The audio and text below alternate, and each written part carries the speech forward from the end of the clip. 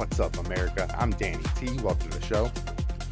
Well, the Stop Nick Shirley Act passed through California's assembly with a 57 and 19 vote.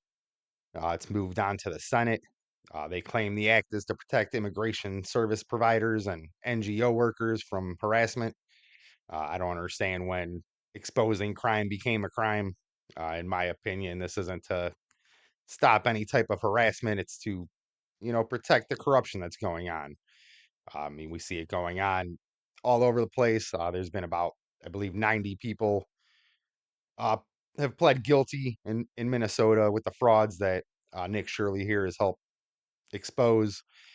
Um, the scary part to me is, people are actually supporting this. It's they act like it's morally the moral thing to do is to, ignore this fraud because it's immigrants and they don't know any better. And you know, part of culture. It's their culture. It's, every excuse in the book other than, it's a crime and we need to be punishing these crimes. Um, it's hard to believe this is anything but, people getting paid off, when we see that there's actually people being investigated. There's already arrests. People pled guilty, as I've said. Let's not forget about the Leering Center and the Medicaid fraud all over the place. Uh, started off getting exposed there in Minnesota. It's just pretty insane to me. Uh, it's just crazy. It's insane that people actually support the corruption. I mean, it's okay to silence the people that are going out there exposing the fraud while we're letting these criminals walk free, or we're supposed to be letting them walk free. There's just something seriously wrong with what's going on, in my opinion. And the people supporting this are crazy too. Uh, you know, I really find it hard to believe that it doesn't go all the way up, from local police all the way to the congressman. It's just crazy. They've turned a blind eye to it the entire time, and now that it's being exposed, they play it down. We see stuff like this going on even in California with Gavin Newsom. Uh, hundreds of these hospice frauds have been getting exposed, being investigated. It's just crazy, he wants to be president, but he can't even run California. There's on top of the hospice frauds, the homeless population there is out of control. I believe it's just right under 182,000 people are homeless in California. 74% of the homeless there, they don't stay in shelters. They stay in their cars, they stay in tents, they sleep on the streets. It's pretty crazy. On top of that, one-fourth of the entire homeless population comes from California in the entire United States. It's just insane that there's that much homeless going on. Yet, this man wants to run the country. On top of that, let's not forget about, Gavin Newsom was the first one to force a stay-at-home order during COVID. But no kings, right? It's just crazy. We can't forget about the summer of love. Hanging out by the sovereign nation of Chaz, staying warm by the mostly peaceful fires flickering in the background. It's just nuts. It was a crazy time then. I'm surprised this dude's still in there. I don't see how they keep voting him back in there or keeping him around. It's I don't know, man. It's insane. It's insane that he's one of the top Democrat candidates for president right now, and all this is going on. It's just nuts. It's just absolutely insane. On top of that, he's claiming that Trump's anti-weaponization fund, he's going to tax it 100%. He's all for covering up the fraud that's going on with the minorities and all that. These hospice frauds, the Medicare frauds, he's fine with covering that up. And you're an asshole for pointing it out, but he has no problem taking away the funds and the defense for people like the January 6th protesters that were accused of being rioters, especially with the SLCP and all that coming out. And we see how they fabricated a lot of that stuff. And it's just insane. He just decides he's going to tax it 100%, right? Because no kings again. It's just insane.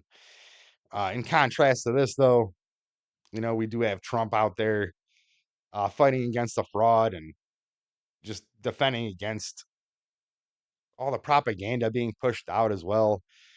He's going after anyone that's, you know, could be funded by foreign influencers or uh, tied to any enemy of the United States.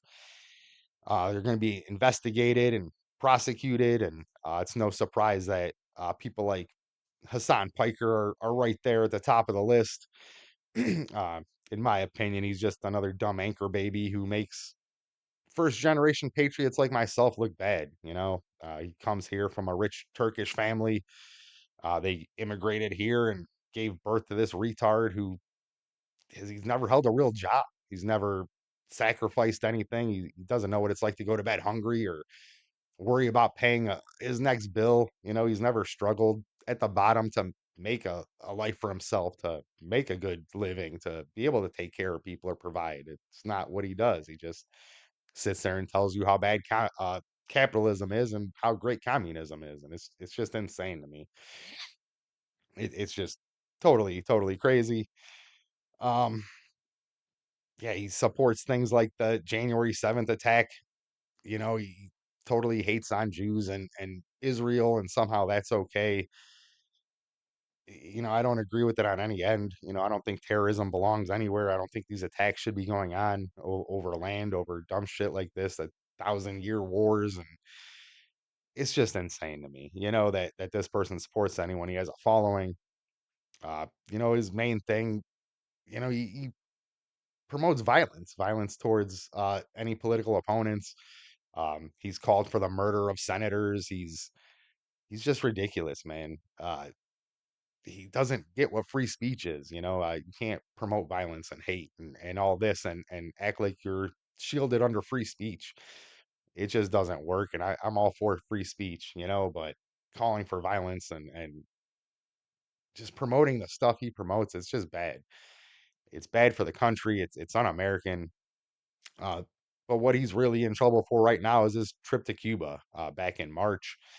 Um, he attended with Ursa Hersey. We talked about her. It's Ilhan Omar's daughter. They went with about, I believe, 60 other wannabe activists over there to Cuba, claiming that they support the Cuban people against the evil American blockade. It's just crazy. They stayed over there in luxury hotels while the people of Cuba were dealing with rolling blackouts. They constantly do. They gave their supplies to the Cuban government, who hoards the supplies and lets the Cubans suffer. But during all this, protests were going on, and they're on the verge of a riot while these idiots were sitting there in their luxury hotels, and it was like a vacation for them while they pretend to be activists, and the Cuban people are suffering while they're promoting the Cuban government over the American government because communism, right? It's so great that all these communist and social countries, without our help, when they don't have us paying for their defense bills and things like that, they just sink. You need a bank to support your bullshit ideas, and it just doesn't work. And it's not just him going to Cuba, which is why he's in trouble. It's just his communist alliances to those things. We're not allowed to hang out with the Cuban government if you're an American. He claims he has his traveler's visa or whatever the fuck it is, but it doesn't give you the right to cooperate with governments that are against us. Uh, he claims he doesn't understand how him getting arrested helps anyone, but I think it does. I think, killing this propaganda machine and people like him and morons like him that have no idea what the fuck they're talking about, but they push these ridiculous ideas out. It's dangerous to our country. It's dangerous to our youth. It's dangerous to the voters coming up in the world right now that listen to these idiots and have no idea uh, how great they have it here. A lot of people don't know we're the only place that really has freedom of speech. We're the only place that it's written in our constitution that we can defend ourselves against our government. We have a lot going on here that other places don't have, which is why you're allowed to go out there and bitch and protest as much as you want, and you're not gonna get arrested for it. Whereas other places, you'd be in prison for just not agreeing with the president. It's insane. But this spreads to others too. He's not the only propaganda pusher, in my opinion. I think Trump should be going after a few others, like Tucker Carlson. We hear him preaching about, this Middle East propaganda that he pushes, and it's just government run media that he pushes and acts like it's real. He tries to convince you that somehow we should be friends with these extreme terrorist organizations that hide under this shield of a religion. It's just a cult, in my opinion. The violence is ridiculous, and we see the violence going on. We hear the people over there complaining about their governments, but Tucker's over here trying to tell you how great it is over there. How they're friends with Christians, and while turning around and blasting Israel. And again, I don't really side with either of them, but uh, out of the two, I think the lesser of the two evils is Israel. It's just insane. It's hard for me to believe the propaganda being pushed by a terrorist organization. Uh, it's just insane. Uh, on top of that, you have Candace Owens right now. She does nothing but push rhetoric on Erica Kirk and all this bullshit. Right now, after her softball interview with Hunter, let's be honest, it was a T-ball interview with with Hunter Biden. She really didn't ask him any hard-hitting questions for someone who talked so much shit about the man in the past. She had him right there and just played T-ball with him. Uh, After that, now she's frolicking around. Uh, she's frolicking around Russia and hanging out over there, and it's kind of just rubbing it in everyone's face. Like, it's hard to believe these people aren't just plants, that they're just pushing bullshit. It's hard to believe they're not being paid by these governments to push this propaganda over here. Propaganda is all over the place in other countries. We see it popping up here a little bit, but it's just insane to think that these people have done a complete 180 for no reason and pushing these ideas that just don't make sense, and people follow them, and it's just crazy to me. Uh, that not linked at all to either one of these people or anyone we talked about today, but I mean, you see political violence going on with Kerry George Sharon. He was a Trump House guy. He's a 69-year-old man. He was beaten to death pretty much by Thomas Cole Butler. Uh, I believe he was his neighbor. He spent about a week in the hospital. He passed away finally after the beating. It's hard to believe that rhetoric didn't play a part in that beating. Uh, on top of that, you look at Jacob Wensk. I believe I'm saying that right. He's the man that wanted to bomb Turning Point USA and take out Erica Kirk at the Women's Leadership Summit. Uh, the summit was supposed to take place June 5th through 7th, I believe. It's hard to believe anyone would want to do that without, the lies being pushed out by people like Candace. Again, I'm not linking anything. There's no links to these people and these crimes, but with all the rhetoric and bullshit and propaganda being pushed out by a lot of these podcasters, it's hard to ignore the fact that maybe none of this would be going on if it wasn't for the bullshit being pushed out by these people.